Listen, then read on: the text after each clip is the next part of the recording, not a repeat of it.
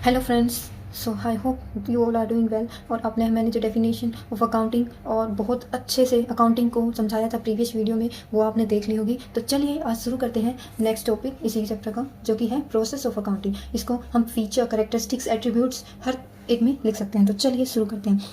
अगर प्रोसेस आ जाना है तो ये लिखना है, ठीक है। तो हम स्टेप 1 से या फर्स्ट पॉइंट से शुरू करते हैं, जो कि है आइडेंटिफाई। सेकेंड, इसको हम एक छोटे से एग्जाम्पल से समझने की कोशिश करते हैं। चलिए, बचपन में छोटा भीम तो सबने देखा होगा, राइट। छोटा भीम, भीम की चटी, राइट। उसमें एक टुनटुन मौसी होती है। टुनटुन मौसी क्या करती है? वो एक बिजनेस करती है। टुनटुन मौसी एक बिजनेस करती है। किसका? लड्डू का। अब चलिए, वो लड्डू का बिजनेस करती है। बिजनेस करने के लिए टुनटुन मौसी को क्या चाहिए? बताओ बताओ, क्या चाहिए? उसे मटेरियल चाहिए, क्योंकि उसे अपना बिजनेस स्टार्ट करना है। तो वो गई मार्केट में और जल्दी से जाके मटेरियल ले आई 20K का, 20,000 का। अब उसे सोप चाहिए, क्योंकि उसे वो कहीं पे तो अपना बिजनेस स्टार्ट करेगी भाई, तो एक सोप भी चाहिए। वो उसने 1 लाख की सोप ले ली, ठीक है। मटीरियल ले लिया, सोप ले ली। अब उसने अपना बिजनेस शुरू किया, लड्डू बनाने शुरू किए और उसको सेल किया बिजनेस। और उसके एक महीने में 20K के लड्डू बिक गए पहले महीने में, ठीक है। अब ऐसे उसकी सेल होने लगी हर साल, हर महीने, फिर साल बढ़ने भी लगी।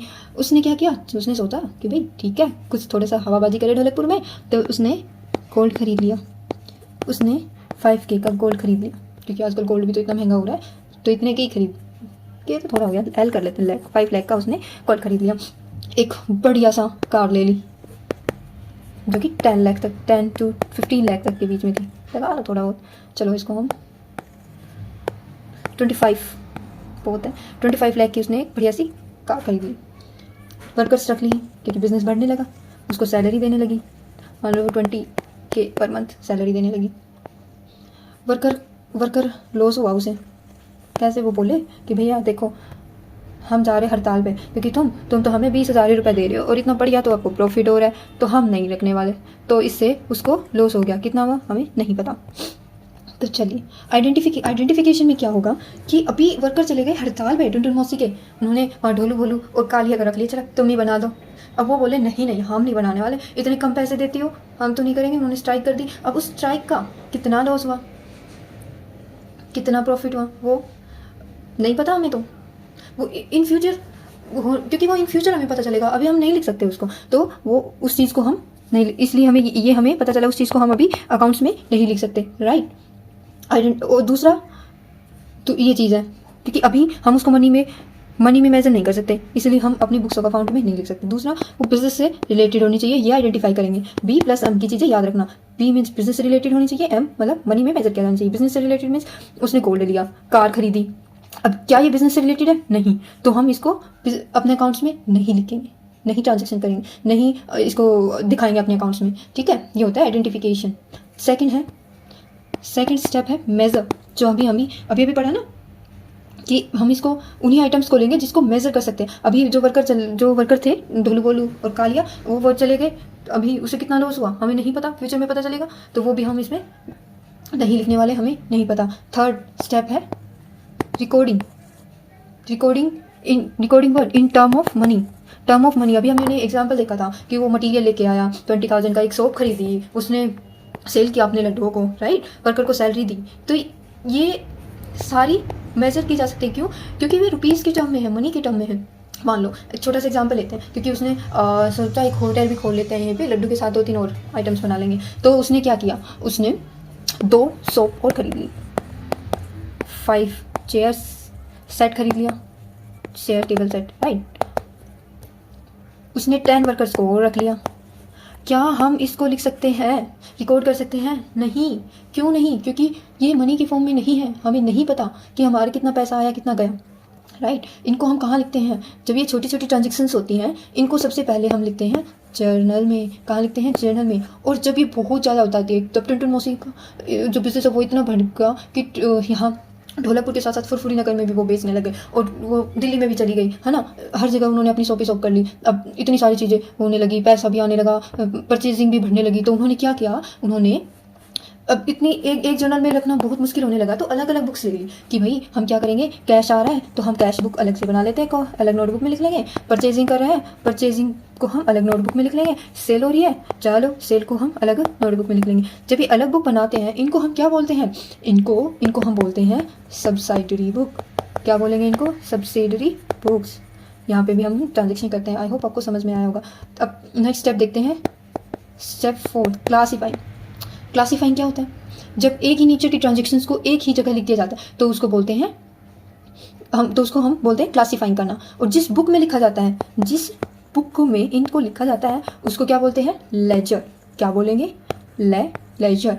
इस लेजर बिजनेस से रिलेटेड सभी पर्सन के लिए अलग अलग अकाउंट खोला जाता है, चाहे वो क्रेडिटर हो, डेटर हो, सप्लायर हो, राइट। इससे या फिर वर्कर्स का अकाउंट हो, क्योंकि वर्कर को सैलरी पर देनी होती है, एडवर्टीजमेंट अकाउंट हो, हर एक का अलग अलग अकाउंट खोला जाता है, समझे। नेक्स्ट स्टेप है, नेक्स्ट स्टेप पर चलते हैं, स्टेप फिफ्थ स्टेप क्या है, समराइजिंग।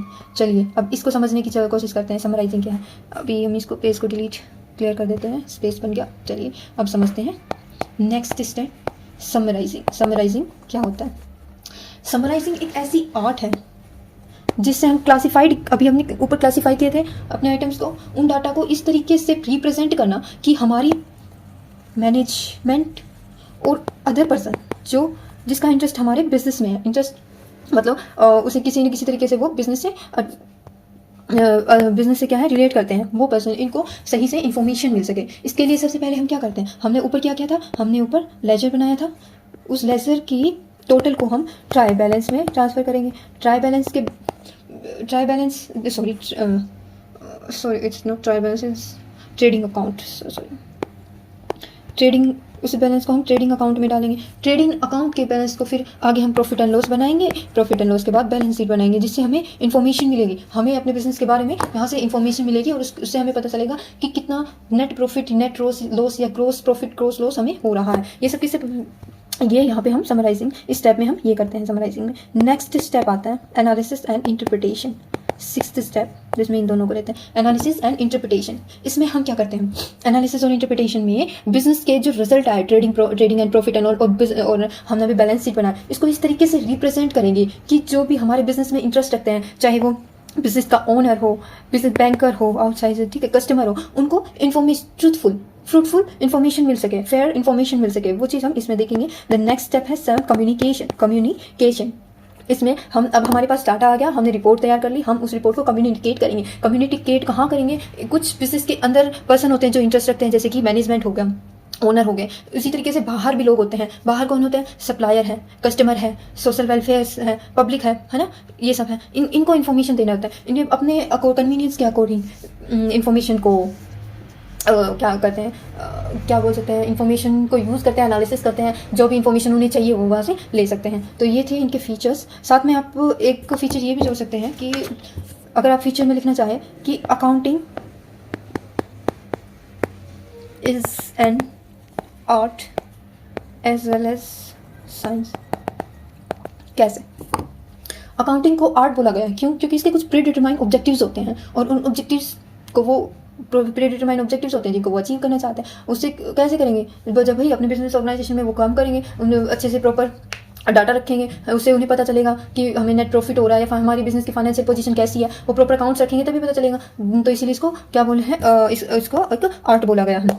वहीं अगर इसको साइंस क्यों बोला गया है, साइंस इसलिए बोला गया है क्योंकि उसके कुछ प्रिंसिपल्स हैं, कुछ प्रॉपर्टीज है जिसके बेसिस पे ये वर्क करती है बिजनेस, कुछ स्टैंडर्ड्स डिसाइड किए गए हैं, इसीलिए इसको बिजनेस बोला गया है। जैसे कि अब हम आगे पढ़ने वाले हैं ना, कन्वर्जेंस हम आने वाली वीडियोस में पढ़ेंगे। तो ये थे कुछ इसके कैरेक्टरिस्टिक्स, राइट, जो आप लिख सकते हैं। और अगर स्टेप लिख सकते हैं तो अगर आपको प्रोसेस आ जाता है तो ये प्रोसेस है, 7 स्टेप्स। सो आज चलो इसके साथ हम एक और टॉपिक पढ़ लेते हैं। आज ही इंसर्ट करते हैं न्यू टॉपिक, ऑब्जेक्टिव्स। चलिए हम ऑब्जेक्टिव्स और पढ़ लेते हैं अकाउंटिंग के। तो फर्स्ट ऑब्जेक्टिव है इसका, टू आइडेंटिफाई फाइनेंशियल ट्रांजेक्शंस। सबसे हमने अभी ऊपर पढ़ा कि फाइनेंशियल ट्रांजेक्शंस को पता लगाना कि हमें ये पता चल जाता है कि कौन सी ट्रांजेक्शन फाइनेंशियल है और कौन सी नॉन फाइनेंशियल। जैसे कि अगर मान लो कोई वर्कर है वो हड़ताल पर चला जाता है, नया कॉम्पिटेटिव आ जाता है बिजनेस में, या फिर कोई मेरी जैसा ही बिजनेस स्टैब्लिश कर लेता है, इनसे हमें लॉस तो होगा, लेकिन कितना होगा, कैसे होगा, हम नहीं जानते। तो ये चीज़ें हमारे बिजनेस से रिलेटेड नहीं है, ये फाइनेंशियल ट्रांजेक्शन इनको, ये हमारे बिजनेस से रिलेटेड तो है लेकिन फाइनेंशियली हम इसको रिकॉर्ड नहीं कर सकते एक तरीके से, हमें नहीं पता चलेगा, ठीक है। सेकंड है to maintain proper records of business transactions. जो भी फाइनेंशियल बिजनेस ट्रांजेक्शंस होती है उसकी प्रॉपर रिकॉर्डिंग की जाती है, जो कि मनी की फॉर्म में होती है। एक प्रॉपर बुक्स होती है, जर्नल होती है, बुक्स होती है, लेजर, फिर उसके बाद trial balance, profit and loss. तो सारी ट्रांजेक्शन्स का प्रॉपर रिकॉर्ड हमारे पास होता है, जो कि आगे, ठीक है। थर्ड है टू अ सर्टेन प्रॉफिट और लॉस। इससे हमें ये पता चल जाता है कि हमारे बिजनेस में प्रॉफिट हो रहा है या लॉस हो रहा है, क्योंकि हम प्रॉफिट एंड लॉस अकाउंट बनाते हैं इसके लिए। और फाइनेंशियल पोजीशन पता चलती है, वो कैसे पता चलती है? Through balance sheet. हमें पता चलता है कि हमारे पास कितना पैसा है, जिससे कि हमारे पास बैंक में कितना पैसा है, हाथ में कितना पैसा है, हमारे पास स्टॉक कितना है, क्रेडिटर्स कितने हैं, डेटर्स कितने हैं, इन सब चीज़ों का हमें इससे पता चलता है। थर्ड है to disclose the financial position. जैसे कि अभी मैंने बताया कि हम बैलेंस शीट बनाते हैं, तो इससे हमें हमारी फाइनेंशियल पोजीशन पता चलती है कि हम कितना अच्छा परफॉर्म कर रहे हैं। हमारे पास हमें पता है कि बैलेंस शीट में क्या आता है, बैलेंस शीट में आता है एसेट्स और लाइबिलिटी प्लस कैपिटल। तो अगर हमारे पास एसेट्स होगी, ज़्यादा होंगी, तो ऑब्वियस सी बात है कि हमारी फाइनेंशियल पोजीशन अच्छी होगी। और अगर लाइबिलिटी ज़्यादा है कि हमें कुछ दूसरों को पे ज़्यादा करना है, बहुत ज़्यादा कैपिटल लगी हुई है लेकिन हमें प्रॉफिट नहीं हो रहा, तो हमारी फाइनेंशियल पोजीशन अच्छी नहीं होगी। तो ये चीज़ें कैसे पता चलेगी? ये अकाउंटिंग से पता चलेगी। To determine the tax liability. जब हमें प्रॉफिट पता चलेगा कि हमारे बिजनेस में इतना प्रॉफिट हो रहा है, तो हम टैक्स लाइबिलिटी का पता लगा सकते हैं। नेक्स्ट है to help in business transaction, to help in decision making, क्योंकि हमारे पास हमारा पूरा ओवरव्यू है हमारे बिजनेस का, कैसे क्या हो रहा है। तो इससे जो भी फॉर एग्जांपल हमें हमारे बिजनेस में, क्योंकि हमें प्रॉफिट हो रहा है, तो हम सोच रहे हैं कि चलो नेक्स्ट ईयर क्या करते हैं, वर्कर्स की सैलरी बढ़ा देते हैं। तो वो हम कैसे, ये डिसीजन कैसे ले पाएंगे? हमें जब आज ये पता चल रहा है कि हमें प्रॉफिट हो रहा है, और प्रॉफिट का कैसे पता चल रहा है? क्योंकि हमारे पास पूरा रिकॉर्ड है, हमारे बिजनेस का पूरा रिकॉर्ड है, तो हमें पता चल रहा है। तो इन फ्यूचर हम ये डिसीजन ले सकते हैं ना। एट प्रेजेंट हमें क्योंकि हमारा सेल्स बहुत ज़्यादा हो रही है, ठीक है, सेल्स एट प्रेजेंट हमें सेल्स बहुत ज़्यादा हो रही है, और हमें मटीरियल क्या हो सकता है? तो अभी मटीरियल के लिए क्या चाहिए? कैश चाहिए, बनी चाहिए। अब वो कैश और बोरो, अब ये डिसीजन कैसे ले पाएंगे कि कैश ले या बोरो? तो अगर हमारे पास प्रॉपर हमारा पूरा बुक रखा हुआ है जिसमें हमें पता है कि हमारे पास कैश है या नहीं है, तो वहाँ से हम देखेंगे अगर कैश है तो कैश डायरेक्ट अपना ले लेंगे मटेरियल, अगर नहीं है तो क्या करेंगे? बोरो कर लेंगे। तो ये डिसीजंस लेने में हेल्पफुल होता है। नेक्स्ट है to prevent error and fraud. क्यों? क्योंकि कुछ आई थिंक इसको क्या बोलते हैं, नॉट श्योर, कुछ ओके कन्वेंशंस हैं, कुछ कंसेप्ट हैं जिसके बेसिस पर हम डिसीजंस लेते हैं, उसके बेसिस पर हम अपना पूरा अकाउंट्स प्रिपेयर करते हैं। तो इससे क्या होता है, एरर और ओमिशन फ्रॉड्स की जो पॉसिबिलिटी है वो बिल्कुल ही खत्म नहीं होती, लेकिन हाँ कम हो जाती है इससे। ये किससे होता है? ये होता है अकाउंटिंग से, क्योंकि एक प्रिंसिपल होता है इसका। तो ये है हमारे ऑब्जेक्टिव्स। फर्स्ट है to identify financial transaction, second है to maintain proper record of business transaction, third to ascertain profit और loss, fourth to disclose the financial position, fifth to determine the tax liability, next है to help in decision making, to prevent error and frauds. So I hope ये video आपको अच्छी लगी होगी और समझ में आया होगा। अगर कोई क्वेरी है तो कमेंट सेक्शन में लिखिएगा। आज के लिए इतना ही। Thank you, bye bye.